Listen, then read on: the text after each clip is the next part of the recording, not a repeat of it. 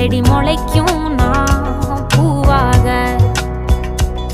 வெயில் அடிக்கும் நாள் வரைக்கும் கொடை பிடிப்பேன் உன் தாயாக.